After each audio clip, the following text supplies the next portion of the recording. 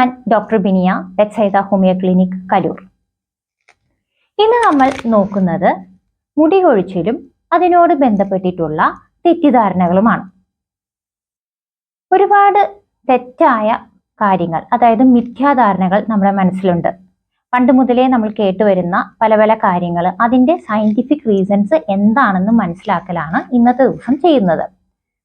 ആദ്യമായിട്ട് നമ്മൾ കേൾക്കുന്നതാണ് മുടി കുഞ്ഞ് ഉണ്ടാകുമ്പോൾ തന്നെ മുടി മൊട്ടടിച്ചാൽ ഒരുപാട് നല്ല മുടി ഉണ്ടാവും എന്നുള്ളത്. എന്നാൽ അത് വളരെ മിഥ്യയായിട്ടുള്ള ഒരു ചിന്തയാണ്. അതായത് മുടി ഷേവ് ചെയ്ത് കഴിഞ്ഞാൽ, പൂർണ്ണമായിട്ട് ഷേവ് ചെയ്ത് കഴിഞ്ഞാൽ ആക്ച്വലി അവിടെ എന്താ ഉണ്ടാവുന്നതെന്ന് വെച്ചാൽ, കുഞ്ഞിൻ്റെ ആദ്യം വരുന്ന, അതായത് നമ്മുടെ സ്കാൽപ്പിനോട് ചേർന്ന് നിൽക്കുന്ന മുടി നല്ല സ്ട്രോങ് ആയിട്ടുള്ളതും, മുകളിൽ അതായത് പടർന്നു വരുമ്പോൾ ഉണ്ടാവുന്ന, അതായത് നീളമുള്ള മുടിയുടെ അറ്റഭാഗം തീരെ ബലമില്ലാത്തതുമാണ്. അപ്പൊ അങ്ങനെയുള്ള ഒരു കുഞ്ഞു വാവയുടെ മുടിയില്, സ്കാൽപ്പില് പൊതുവേ തന്നെ ഒരു വൈറ്റ് ഫ്ലേക്സ് ആയിട്ടും കാണാറുണ്ട് ജനിച്ച് കഴിഞ്ഞ് കുറച്ച് നാളിൻ്റെ ഉള്ളിൽ. അപ്പൊ ഇതെല്ലാം കൊണ്ടും മുടി ഒട്ടും സ്ട്രെങ്ത് ഇല്ലാതെയായിരിക്കും ആദ്യത്തെ മുടി ഇരിക്കുന്നത്. അപ്പൊ നമ്മൾ ഷേവ് ചെയ്യുന്ന സമയത്ത് നമ്മുടെ ഹെയർ ഫോളിക്കിളിന്റെ പുറം ഭാഗത്തുള്ള ക്യൂട്ടിക്കിള്, അതിൻ്റെ വിഡ്ത്ത്, അതായത് അതിൻ്റെ വലിപ്പം, വീതി കൂടുതലായതുകൊണ്ട് നമുക്ക് ഷേവ് ചെയ്ത് കഴിയുമ്പോൾ ആദ്യം വരുന്ന മുടി കുറച്ചും കൂടി വലുതായും തിക്കായും തോന്നിക്കുന്നതാണ്. ശരിക്കും പറഞ്ഞാൽ ഒരു ഹെയർ ഫോളിക്കിൽ നിന്നും എന്തൊക്കെ ചെയ്താലും ഒരു ഹെയർ തന്നെയാണ് വരുന്നത്. അപ്പൊ അതിൽ മാറ്റമൊന്നുമില്ല, വരുന്ന ഹെയർസിന്റെ എണ്ണത്തിൽ മാറ്റമൊന്നുമില്ല. പക്ഷെ നമുക്ക് കാണുമ്പോൾ ഈ സ്കാൽപ്പിനോട് ചേർന്ന് നിൽക്കുന്ന മുടി ഇത്തിരി തിക്കായിട്ടും പിന്നെ വരുന്ന മുടികൾ തിന്നായിട്ടും തോന്നുന്നതാണ്. അപ്പൊ ആ ഒരു കാര്യം തെറ്റാണ്. അതായത് മുടി ഷേവ് ചെയ്ത് കഴിഞ്ഞാൽ ഒത്തിരി നല്ല മുടി ഉണ്ടാവും, അല്ലെങ്കിൽ ഒരുപാട് മുടി ഉണ്ടാവും എന്നുള്ളത് ഒരു തെറ്റാണ്.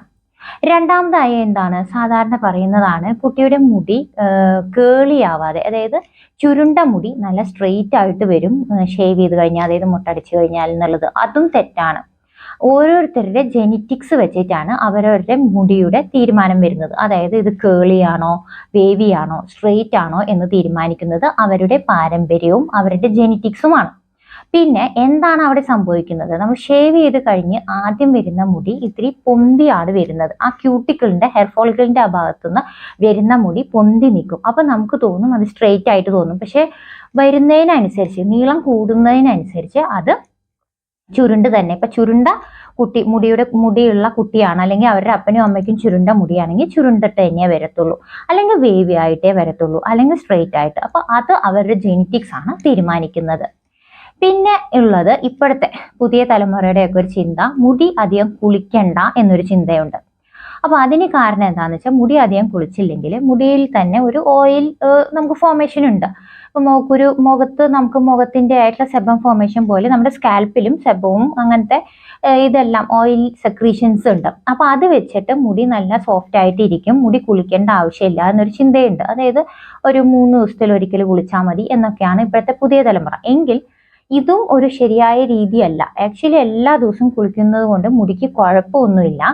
പണ്ടുള്ളവര് എന്ത് ചെയ്യും, സാധാരണ റെഗുലർ ഷാംപൂസ് ആയിരുന്നു ഉപയോഗിച്ചിരുന്നത്. റെഗുലർ ഷാംപൂ അല്ല, ഏറ്റവും പണ്ടുള്ളവര് എന്താണ്, താളിയാണ് ഉപയോഗിച്ചിരുന്നത്. താളിയോ അങ്ങനത്തെ എന്തെങ്കിലും ചെറുപയർ പൊടി അങ്ങനെയൊക്കെയാണ് ഉപയോഗിച്ചിരുന്നത്. അപ്പൊ എണ്ണ ഇട്ടതിന് ശേഷമാണ് അവർ കുളിച്ചിരുന്നത്. എണ്ണ ഇട്ടതിന് ശേഷം മുടിയിൽ ഇത് താളിയോ അല്ലെങ്കിൽ ഇതെല്ലാം ഇട്ട് എണ്ണ കഴുകി കളയായിരുന്നു അന്ന് ചെയ്തിരുന്നത്. അന്നത്തെ ഇത് വെച്ചിട്ട് എണ്ണ കുറച്ച് മുടിയിൽ നിന്നാലും കുഴപ്പമില്ല. അതിന് കാരണം ഞാൻ പറഞ്ഞു തരാം. അന്ന് നമുക്ക് ഇത്ര അധികം പൊടി പടലങ്ങൾ ഉണ്ടായിരുന്നില്ല. അപ്പൊ പൊടി അധികം ഇല്ലാന്നുണ്ടെങ്കിൽ പൊടി അതിലോട്ട് വന്ന് സ്റ്റിക്ക് ചെയ്യത്തില്ല. അതിന്റെ ഭാഗമായിട്ട് നമുക്ക് കുറച്ച് എണ്ണ ഇരുന്നാലും അതിൽ പ്രശ്നം വരുന്നില്ല. എന്നാൽ ഇപ്പോൾ നമുക്ക് എണ്ണ ഇരിക്കുന്നത് നല്ലതല്ല. ആ ഒരു കാര്യത്തിൽ മാത്രമാണ് നമുക്ക് വ്യത്യാസം വരുന്നത്. അതായത് എണ്ണ മുടിയിൽ ഒത്തിരി വെക്കുന്നത് നല്ലതല്ല. അല്ലാത്ത വശം നോക്കിക്കഴിഞ്ഞാൽ നമ്മൾ സാധാരണ ഷാമ്പു, റെഗുലർ ഷാമ്പു, ഇപ്പൊ നമുക്ക് താളിയൊന്നും കിട്ടാൻ ബുദ്ധിമുട്ടാണ്, പക്ഷെ സാധാരണ കെമിക്കൽസ് ഒന്നും ഇല്ലാത്ത നാച്ചുറൽ ഇതൊക്കെ അടങ്ങിയ സാധാരണ റെഗുലർ ഷാമ്പു വെച്ച് നമുക്ക് കഴുകി കളയാവുന്നതാണ്. ഡെയിലി കുളിക്കുന്നതിൽ ഒരു പ്രോബ്ലവും ഇല്ല. പിന്നെ നമുക്ക് 3 പ്രാവശ്യമെങ്കിലും ആഴ്ചയിൽ കുളിക്കുന്ന രീതിയിലെങ്കിലും മിനിമം നമ്മൾ അത് കൊണ്ടുപോകണം. അങ്ങനെ ശീലിച്ചവർക്കാണ് ഞാൻ പറയുന്നത്. കാരണം എന്നിട്ട് റെഗുലർ ഷാമ്പു ഉപയോഗിച്ച് മുടി കഴുകി കളയണം. ഒത്തിരി ഡസ്റ്റും ഇതൊക്കെ ഉള്ളതാണ്. അപ്പോൾ ഈ ഡസ്റ്റ് എല്ലാം കഴുകി ക്ലിയർ ചെയ്ത് കളയുന്നതാണ് ഏറ്റവും നല്ലത്. ഇനി ഒരു കാര്യം എന്ന് വെച്ചാൽ എണ്ണ ഉപയോഗിക്കാതെയാണ് ഇപ്പോഴത്തെ കുട്ടികൾ കുളിക്കുന്നത്. പക്ഷെ അതിനേക്കാൾ നല്ലത് പണ്ടത്തെ ആൾക്കാർ പറഞ്ഞിരുന്ന പോലെ എണ്ണ ഉപയോഗിക്കുന്നത് തന്നെയാണ്. എണ്ണ ഉണ്ടാവുമ്പം എണ്ണ ഇട്ടതിന് ശേഷം പക്ഷെ മുടിയിൽ നിന്നും അത് കഴുകി കളയണമെന്ന് മാത്രമേ വ്യത്യാസം വരുന്നുള്ളൂ. ബാക്കിയെല്ലാം പഴയ രീതി തന്നെയാണ് നല്ലത്. ഇപ്പോഴത്തെ കെമിക്കൽസ് ഉള്ള ഇത് ഉപയോഗിക്കാതിരിക്കാം. ബ്യൂട്ടി പാർലറിന്റെ ആ ഒരു ഇത് വന്ന് ഇപ്പം കൂടുതലും കുട്ടികൾ അതിനോട് ബേസ് ചെയ്തിട്ട് അതേ ക്രീമൊക്കെ തേച്ചിട്ടാണ് മുടി ശരിയാക്കുന്നത്. അല്ലാതെ ശരിക്കും പറഞ്ഞാൽ കുളിയുടെ ആ ഒരു ഇമ്പോർട്ടൻസേ ഇപ്പോഴത്തെ പുതിയ ജനറേഷനിൽ നിന്ന് കുറഞ്ഞു വരികയാണ്. മുടിയിൽ കൂടുതലും ഇപ്പൊ സ്ട്രെയിറ്റ് ചെയ്ത് കഴിഞ്ഞ് ഇത്ര ദിവസം കുളിക്കരുത്, അങ്ങനത്തെ ഒക്കെ ഇതുണ്ട്. അതൊക്കെ ശരിക്കും മുടി നശിപ്പിക്കുകയാണ് ചെയ്യുന്നത്. കാരണം ഇതിൽ ഡ്രയർ ഉപയോഗിക്കുന്നത് പോലും ചൂട് കൂടുതലായിട്ട് മുടി നശിച്ചു പോകാൻ, അതായത് അതിന്റെ കാരണം അത് തിന്നായി പൊട്ടിപ്പോവാനുള്ള സാധ്യത കൂടുതലാണ്. ഡ്രയർ ഉപയോഗിക്കുന്നതും കെമിക്കൽസ് ഉള്ള ഷാമ്പു ഉപയോഗിക്കുന്നതും സ്ട്രെയിറ്റ് ചെയ്യാൻ വേണ്ടി ചൂടാക്കുന്നതും ഇതെല്ലാം മുടിയെ നശിപ്പിക്കുകയാണ് ചെയ്യുന്നത്. ഇനി ഒരു തെറ്റായ ചിന്ത എന്താണെന്ന് വെച്ചാൽ ട്രിം ചെയ്താൽ മുടി, അതായത് അറ്റം വെട്ടിയ മാസം എല്ലാ മാസത്തിലും നമ്മൾ അറ്റം മുടിയുടെ ആ തുമ്പ് വെട്ടുകയാണെങ്കിൽ നല്ലപോലെ മുടി വളരും. പക്ഷെ അങ്ങനെയല്ലാതെ തുമ്പ് വെട്ടിക്കഴിഞ്ഞാൽ ഒരുപാട് മുടി വളരുമെന്നല്ല മനസ്സിലാക്കേണ്ടത്. തുമ്പ് വെട്ടിക്കഴിഞ്ഞാൽ തുമ്പിലെ ഓരോ ഇഴ എടുത്ത് നോക്കിയാൽ അറിയാം സ്പ്ലിറ്റൻസ് കാണാം. അതായത് ഒരു മുടിയിഴ രണ്ടായി പിളർന്നിരിക്കുന്നത് കാണാം. അത് വെട്ടിക്കളയുന്നതാണ്. അത് വെട്ടിക്കളയുമ്പോൾ ബാക്കിയുള്ള മുടി നല്ല സ്ട്രെങ്ത്തോടെ കുറച്ചും കൂടി നാള് നന്നായിട്ട് ഇരിക്കും. അപ്പൊ അതില് അത്രയും പ്രശ്നം വരുന്നില്ല. പക്ഷെ അതേസമയം നമ്മൾ തുമ്പ് വെട്ടിക്കളയാണ്ടിരുന്നാൽ ആ സ്പ്ലിറ്റൻസ് വളർന്ന് അതായത് കൂടി നമ്മുടെ ഈ ഷാഫ്റ്റ് വരെ, മുടിയുടെ ഷാഫ്റ്റ് എന്ന് പറഞ്ഞാൽ മുകളിലുള്ള ആ ക്യൂട്ടിക്കിൾ വരെ എത്തിയിട്ട് മുടി തീരെ കൊഴിഞ്ഞു പോകാൻ സാധ്യതയുണ്ട്. അതുകൊണ്ടാണ് ട്രിം ചെയ്യുമ്പോൾ മുടി കൂടുതലായിട്ട് നന്നാവുന്നു എന്ന് പറയുന്നത്.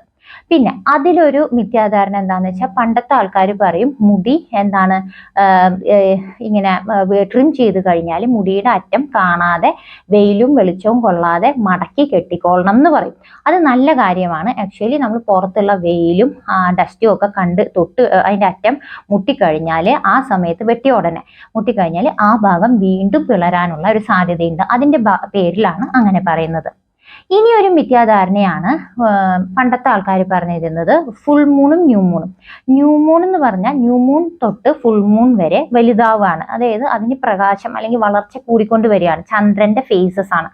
അപ്പൊ ആ സമയത്ത് നമ്മൾ മുടി വെട്ടുകയാണെങ്കിൽ മുടി വളർന്ന് ആദ്യം തുടക്കത്തിൽ വെട്ടുകയാണെങ്കിൽ വളർന്ന് വരുമെന്നും ഫുൾ മൂണിൽ നിന്ന് ന്യൂ മൂൺ വരുമ്പോൾ മുടി കൊഴിഞ്ഞു പോകുമെന്നും ഒരു മിഥ്യാധാരണ പണ്ടുള്ളവരുടെ മനസ്സിലുണ്ട്. പക്ഷെ അത് പൂർണ്ണമായും തെറ്റാണ്. അങ്ങനെ ഒരു ഇതില്ല. സയന്റിഫിക്കലി അത് പ്രൂവൺ അല്ല.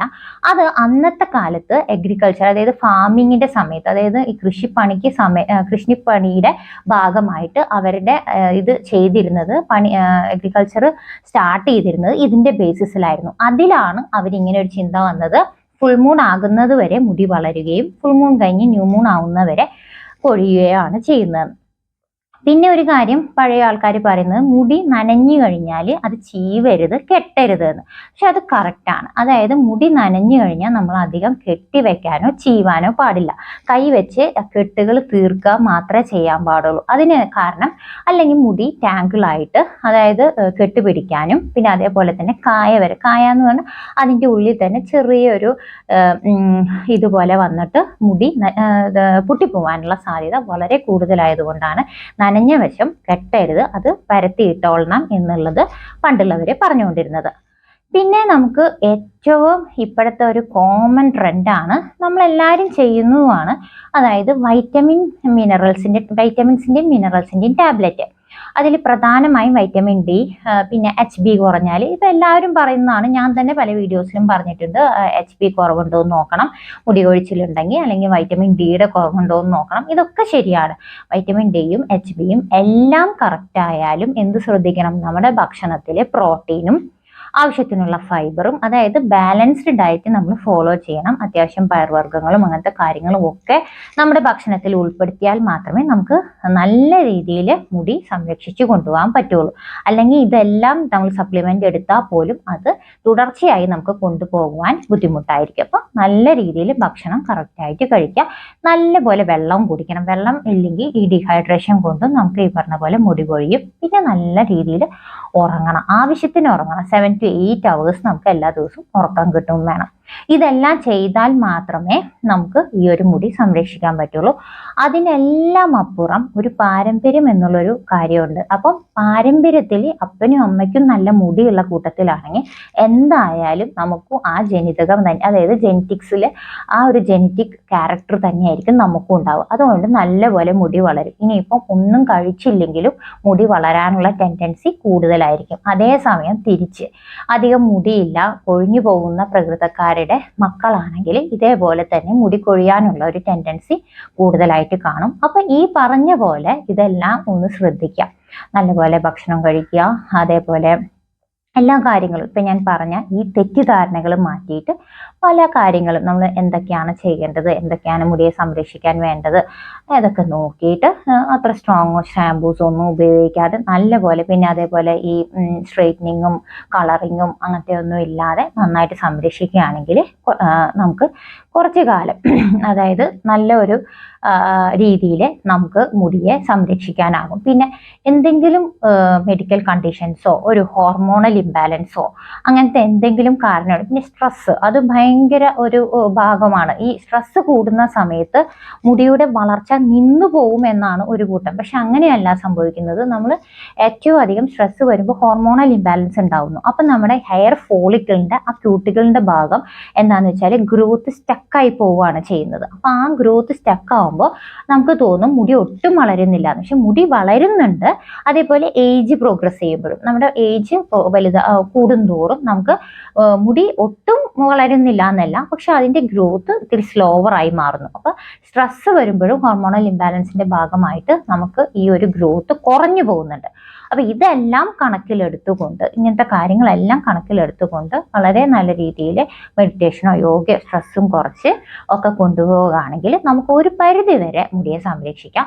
ഇനി എന്നിട്ടും നിങ്ങൾക്ക് മുടി കൊഴിച്ചിലുണ്ടെങ്കിൽ അതിന്റെ പുറകിൽ എന്താണ് മെഡിക്കൽ കണ്ടീഷൻ എന്നുള്ളത് ഡോക്ടറെ സമീപിച്ച് തന്നെ മനസ്സിലാക്കേണ്ടതാണ്. അപ്പോൾ നല്ലൊരു ദിവസം ആശംസിക്കുന്നു. Thank you.